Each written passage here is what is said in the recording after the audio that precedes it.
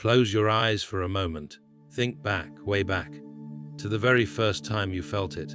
That quiet, unexplainable feeling, deep in your chest, like something was calling your name, from a place you couldn't quite see, like you were standing at the edge of something enormous, something sacred, and you didn't have the words for it yet. You felt out of place your whole life, not broken, not wrong, but different. Like everyone around you was playing a game that you were never fully invited to. Like you were watching a movie, and you were the only one who could see what was about to happen next. That feeling has a name, and today we are going to talk about it, because before you were born, before your first breath, before your first cry, before your very first heartbeat, you were already chosen. This is not a motivational speech. This is not empty words designed to make you feel good about yourself for 5 minutes and then forget. What I am about to share with you is something that the greatest spiritual traditions in all of human history have pointed to, something that the deepest parts of science are beginning to understand, and something that, deep in your soul, you already know is true. You were chosen before you were born. Let's begin. Go back with me, way back. Do you remember being a child and feeling like you didn't quite fit? Maybe you asked questions that made adults uncomfortable. Maybe you cried at things that other kids didn't even notice. Maybe you looked up at the night sky and felt this overwhelming sense that there was something more, something bigger, something waiting for you just beyond what you could see. You weren't being dramatic. You weren't being difficult. You weren't being too sensitive.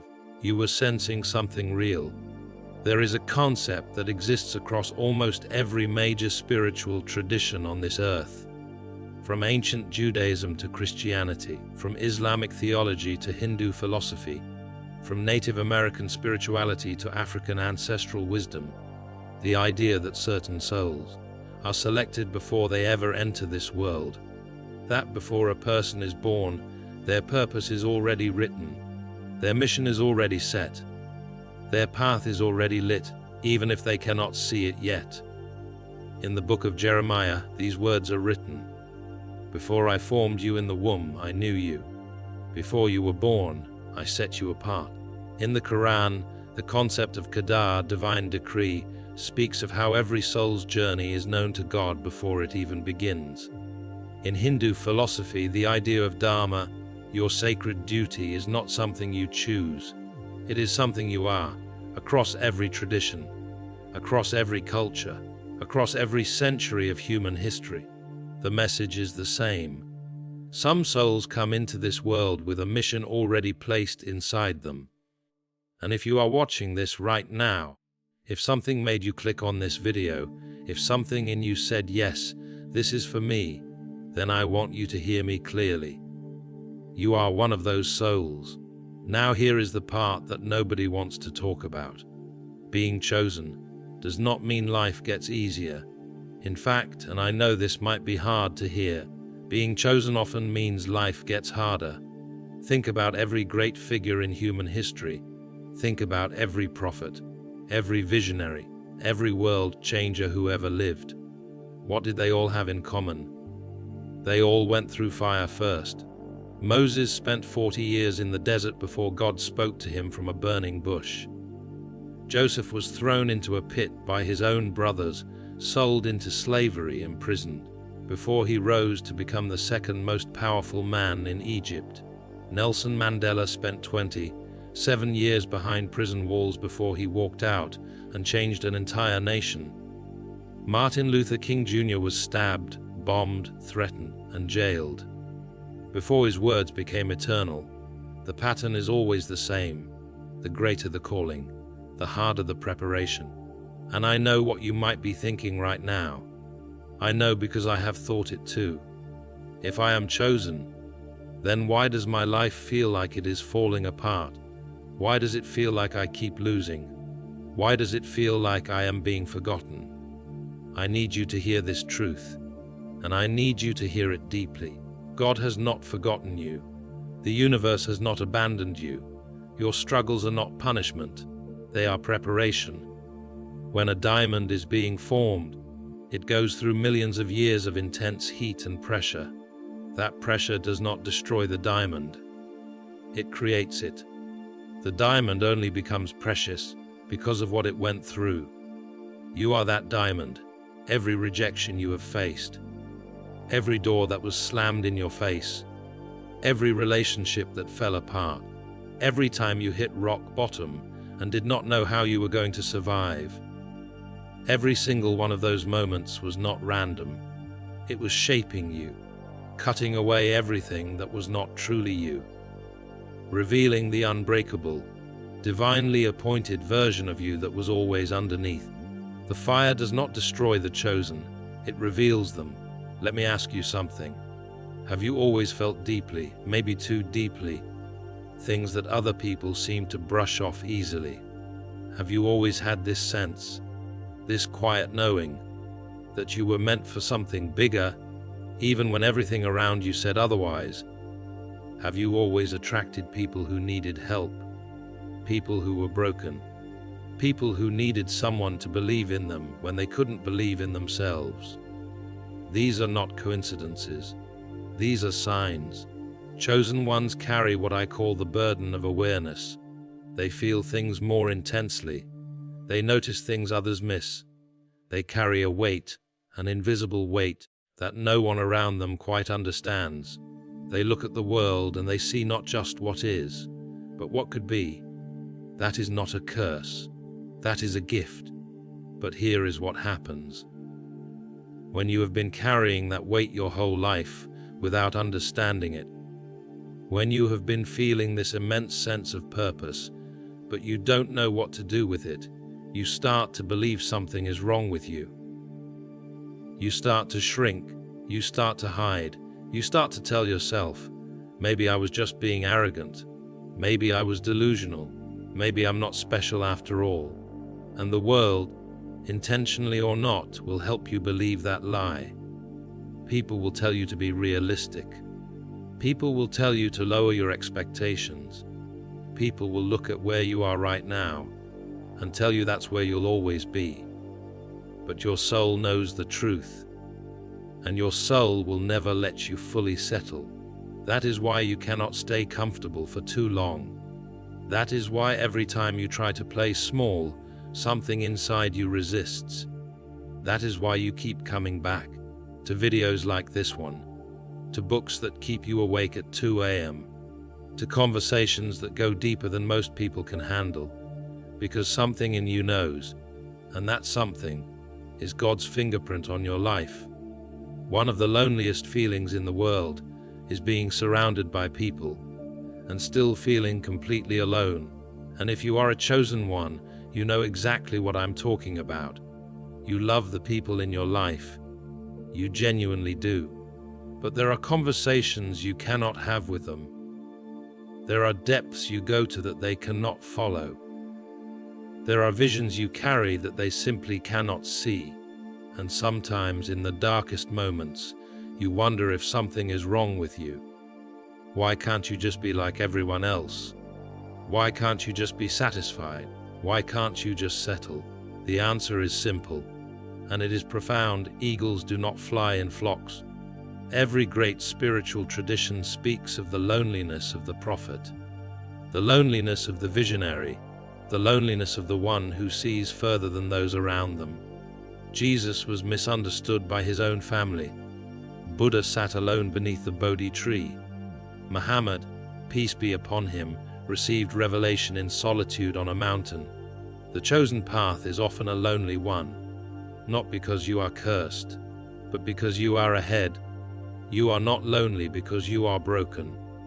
You are lonely because you are becoming, because the version of you that is emerging cannot yet be understood by people who are still living in the version you are leaving behind. But here is the promise that every tradition holds. The loneliness is temporary. As you step into your purpose, as you begin to walk boldly in the direction of your calling, you will begin to find them. The other chosen ones who have been walking their own path in isolated corners of the world.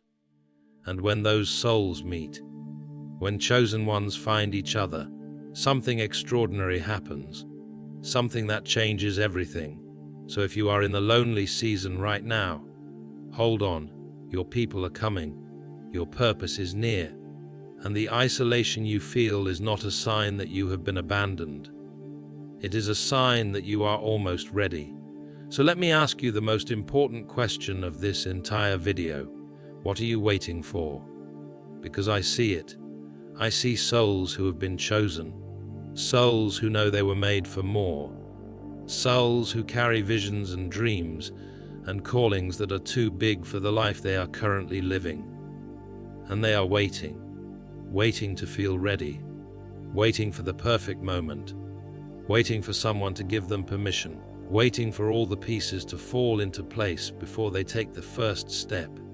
I understand, because taking that first step is terrifying. It means stepping into the unknown, leaving behind the comfortable and familiar, risking failure, risking judgment, risking everything. But let me tell you what is more terrifying: reaching the end of your life and realizing that the calling you were given, the purpose you were born for, is still sitting inside you, unopened, unused, unfulfilled. The gifts that God places inside chosen ones are not given for them alone. They are given for the world. The healing you carry is meant to heal others. The wisdom you have gathered through your pain is meant to guide others through theirs. The vision you have for what this world could be, that is not a daydream. That is a divine assignment. And the world is waiting for you to show up, not the perfect version of you, not the completely healed version, not the version that has everything figured out. The world needs the real you right now, broken and striving and faith-filled and fire-tested. So what does it look like to rise? It looks like making a decision today, in this moment, that you are done playing small, done waiting for permission, done apologizing for the size of your dreams. It looks like taking one step, just one, in the direction of your calling. It looks like trusting, even when you cannot see the whole staircase, that the next step will appear when you take it. I want to close with something sacred. There is an ancient concept found across many spiritual traditions, the idea of a covenant, a sacred agreement, a promise made between the divine and a soul. Before that soul ever enters the world, that covenant says this: I will send you into a world that will be hard. I will allow you to face trials that will shake you to your core. I will allow you to feel lost, broken, and alone. But I will never leave you, and I will equip you with everything you need to fulfill the purpose I planted inside you before you were born. Your struggles are part of the covenant. Your pain is part of the covenant.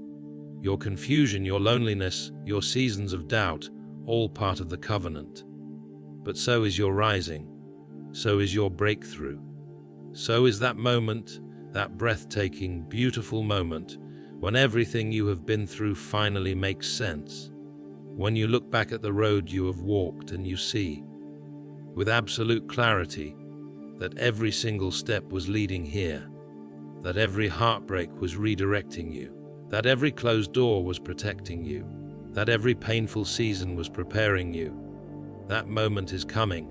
If it has not come yet, it is coming, because the covenant does not break. God does not choose someone and abandon them halfway. The universe does not plant a seed and then forget to water it. You were chosen, you were prepared, you were sent. And now, right now it is time to rise, so I want you to do something. Right now, wherever you are, put your hand on your chest. Feel your heartbeat. That heartbeat is not random. That heartbeat is intentional. That heartbeat is the sound of a chosen life, still unfolding, still becoming, still rising. Say it out loud if you can. I was chosen before I was born. My purpose is real. My calling is real, and I will walk in it. Say it like you mean it. Say it until you believe it, because it is the truth. It has always been the truth, and no amount of pain, failure, doubt, or opposition can ever make it untrue. You were chosen before you were born. Now go rise and change the world. This is Rise of Chosen, and this is just the beginning.